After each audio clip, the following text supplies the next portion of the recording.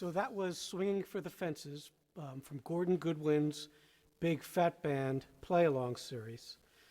He's got a few of those books. They're really great for learning how to play big band music, and it's advanced stuff. It's not simple stuff, so that might not be the place where you start learning, but it certainly should be the place where you get to. So there's a number of charts in these books. The first one of the first book is called Swinging for the Fences. Here it is. If you don't own the book, you should probably get it if you're interested in playing with a big band in college or professionally. So this chart is medium up tempo. I don't consider it very fast. It's just kind of a medium up, comfortable tempo. Starts with a piano solo. And you can use brushes in the beginning and switch to sticks or use sticks. It doesn't matter.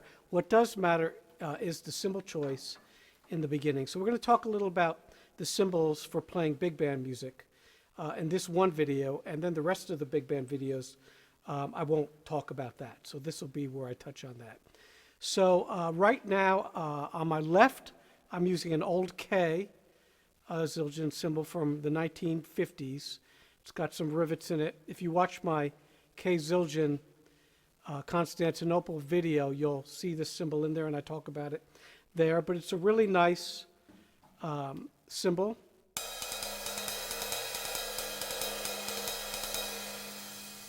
It's kind of, it probably weighs about maybe 900 grams or so. Has these rivets that I put in there. Where it cracked, I bought it that way. And it's just a real nice dry cymbal. Sounds great under piano. It's high pitched, so it cuts through pretty well. It also works great as a crash cymbal.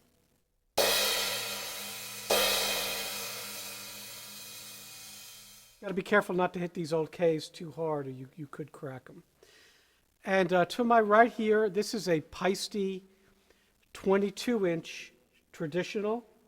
It's a light, traditional light cymbal.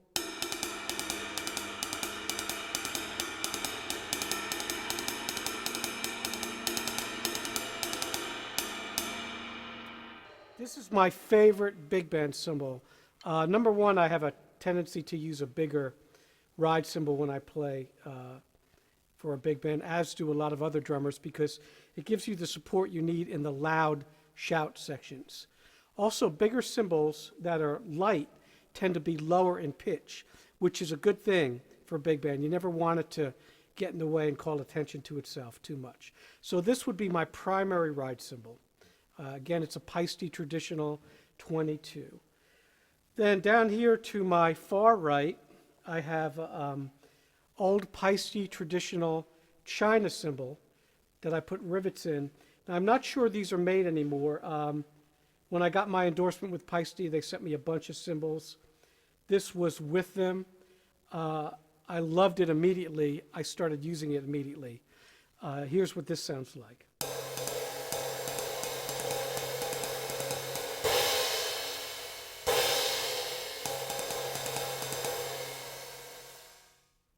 So for me, that's just the right combination of a kind of dirty wash with some articulation. I play it in different spots. If I want more articulation, I'll play it in the middle of the cymbal like this. If I want less, I'll play it towards the edge, more of a China sound. It's very dry. It's the closest thing I've ever found to the old Mel Lewis sounding China that he had, which I believe was a 22. I also think he had a 24. So I used to go see him at the Vanguard when I was a kid, and that cymbal just blew me away. So always trying to duplicate that sound. And then to my right up here is a standard Paiste Traditional 16-inch thin crash. I like these cymbals. They speak very fast. They're very thin, and you hit them and they go away. They're not going to linger. They're not going to get in the way. So that's my normal big band setup. 4 cymbals, and my hi-hats right here. I'm just using some older Sabian HH 13-inch hi-hat cymbals. I have lots of hi-hats. These happen to be on the stand. They sound fine. Nothing special. They have a nice chick, and they're dark enough, so that's what I'm using today. So let's talk about choosing your cymbals for a big band. You want to definitely go with a ride/crash on your left. And I also believe every cymbal should be a ride and a crash. So you should be able to ride on all of these cymbals, even the 16. We're playing lighter stuff, but all these cymbals you can crash and ride. That's very important. So if the cymbal's too heavy, you won't be able to crash it and get response. Even this 22 has a pretty good crash sound. So the size of your and the pitches of your cymbals are important because as you're accompanying the band, you want to be able to change sounds.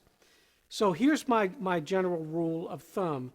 The lower the instrument that you're accompanying, the higher the pitch of this ride cymbal.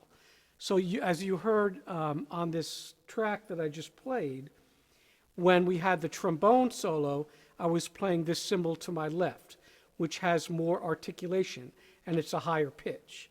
When we played the sax solo, which is a higher pitch solo, higher pitch instrument, I used a lower sound. And then when we played the piano, which is a multi-purpose range instrument, really the whole range, I used a light china here on my right, like a cushion, and that's what it creates. So it's not interfering with the instrument, and that's the most important thing. You don't want it to draw attention to itself. You want it to be like a pad that everything sits on. So that's very, very important. Mel Lewis was a master of this. He always had the best cymbals and always knew when to change cymbals, and I really learned that from watching and listening to him. While I'm on that topic, there's several big band drummers you should be listening to, literally maybe 50 or 60. I'm only going to name a few right now, but I really love the following drummers personally. Sonny Greer, Sonny Payne with Basie and Ellington. I loved Harold Jones with Basie. Obviously, I loved Mel Lewis with Thad Jones and then the Mel Lewis Orchestra. I loved Jeff Hamilton's playing, and I love Peter Erskine's playing, especially with Maynard Ferguson's big band and Stan Kenton. Don Lamond was also a favorite of mine. So those 6 or 7, however many it was, names, you should check all those guys out. And of course, there's many, many more. Obviously, Buddy Rich is incredible as a soloist and player. So, you know, I'm sure you've checked him out already. So I tend to be more of the kind of simpler style, maybe a Mel Lewis kind of style, a little bit of Don Lamond kind of style when I play.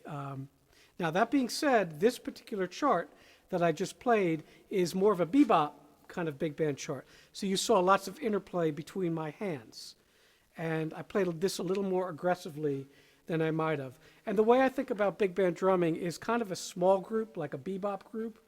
And then when you have the ensemble sections, then it's a big band. Then you need to play simple and concise and really solid because, you know, you're holding together at least 17 other folks, so you got to be simple. So let's talk about the chart. Again, it starts with a piano solo, and I use this light cymbal. Playing brushes would be fine as well. You have to switch, and when you switch, make sure it's not noticeable. So he plays a chorus up front, 32 bars, and then we're into the figures at measure 33. So these figures are written small on the staff, and usually when you see those small figures, what you want to do is not play them too heavily. They're basically written as cues. You can emphasize them, but don't play them too heavily. So I'll give you an example of that. This will be bar 33 slower. So 1, 2, 1, 2, 3.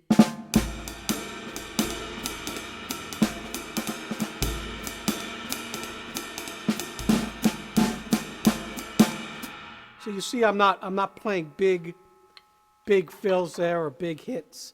Very light. Okay? When it's up to tempo, it sounds like this.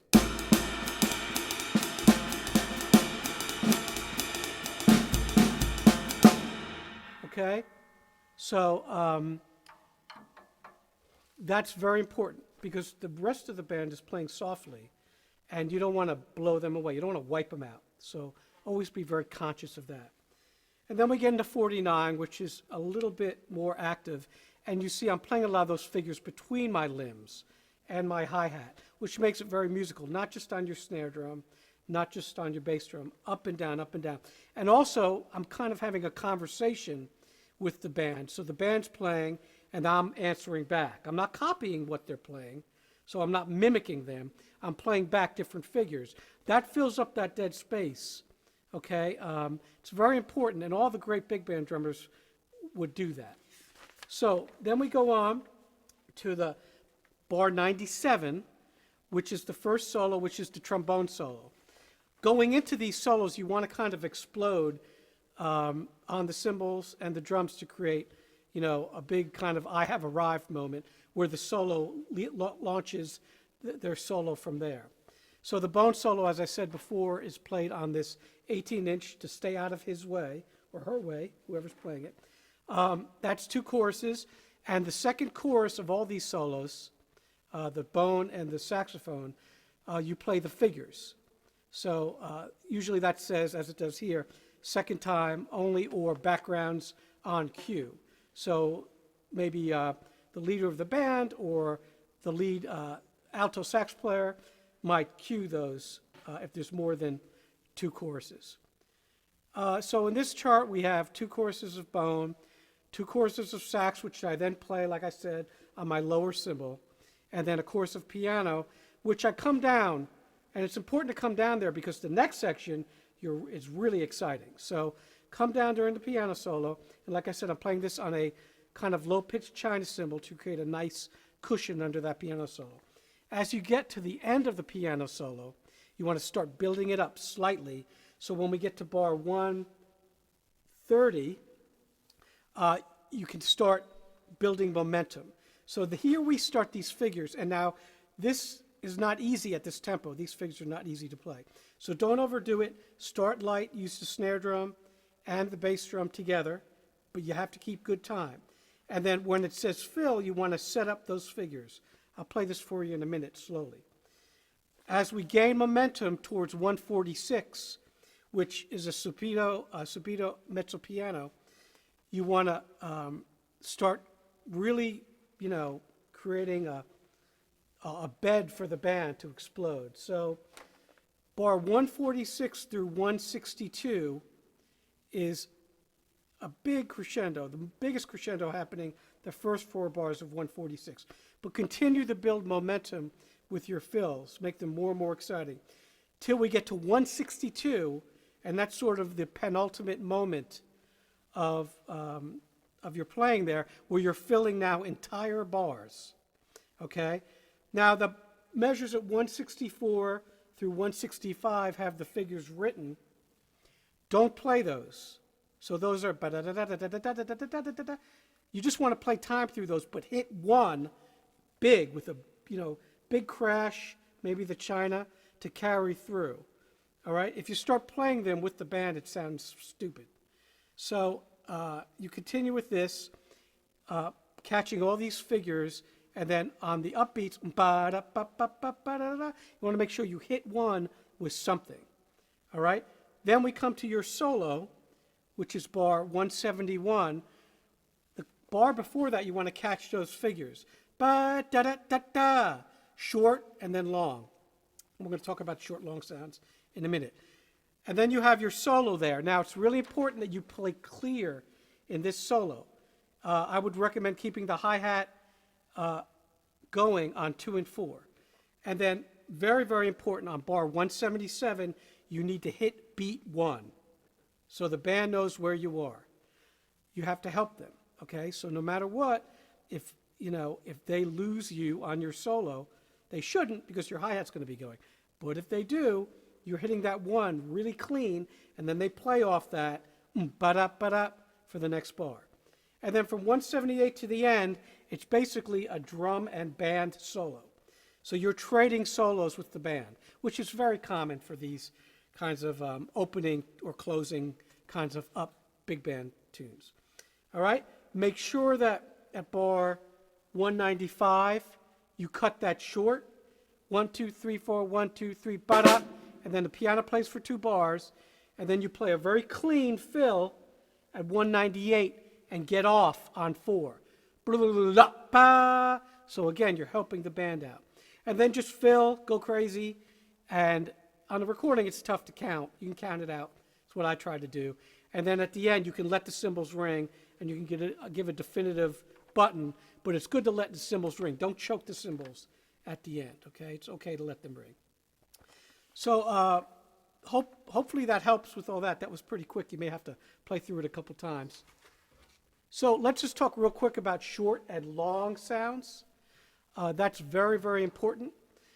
So you can phrase with the band. So the short sounds in big band drumming on the kit would be these: snare drum, rim shot on the snare drum, hi-hat closed with snare drum, cymbal choke. Okay, any of these cymbals can be choked. So get used to doing that. All right. Also, cymbal on the bow of the cymbal with the shaft of your stick like this. That's what I call a long short sound. So in other words, it's short because you got the snare and the bow doing an attack there, but it's long because you got the ringing of the cymbal. That's actually very effective for short sounds. So it doesn't always have to be a choked sound. All right. Now our long sounds are pretty obvious, right? We have the cymbal, we have the open hi-hat, we have any kind of buzz, we have some toms can be long. The bigger they are, the longer they are. Now, the bass drum, I didn't talk about that for the short sounds because the bass drum can be long or short, depending on the tuning of your drum. This particular drum is kind of tuned a little bit open, has a little bit of a ring. It's a 20, and it's not muffled like a rock bass drum, but it does have some impact, which is important. So that would be considered a short sound. But if you play it with a cymbal, it tends to sound pretty long, okay? So you can use that. And of course, the bass drum can reinforce the cymbals. Doesn't always have to, but it should. So back to this chart now. Let me play from 146 slowly. This is what I do for my students so they can hear how this works. It's very tricky. So hopefully you should have the chart in front of you. So 1, 2, 1, 2, 3, 4.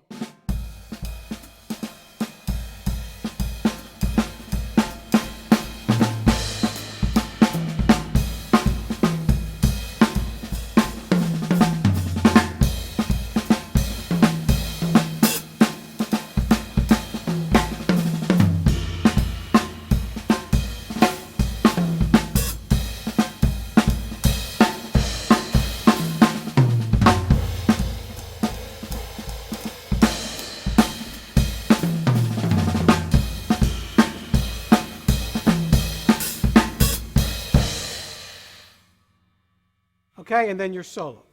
So you see how I'm setting those figures up, all right? And I'm playing long and short sounds with my hi-hat, my snare drum, and the long sounds with my cymbal, and letting that ring. Now I'll play it for you up to tempo. 1, 2, 1, 2, 3.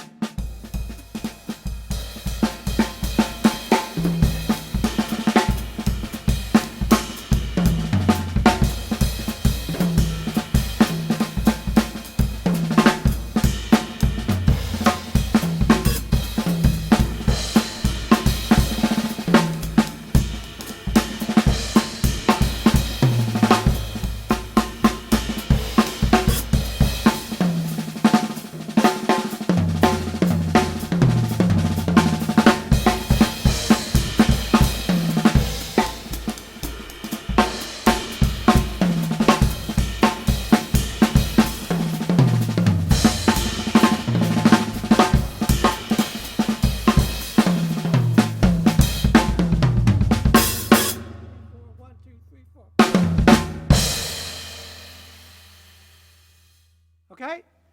It's a little different without the music, but you get the idea. So hopefully that helps with this chart. Again, the first one of a number of these that I'll do. Swinging for the Fences. Hope you learned something. Have a great day.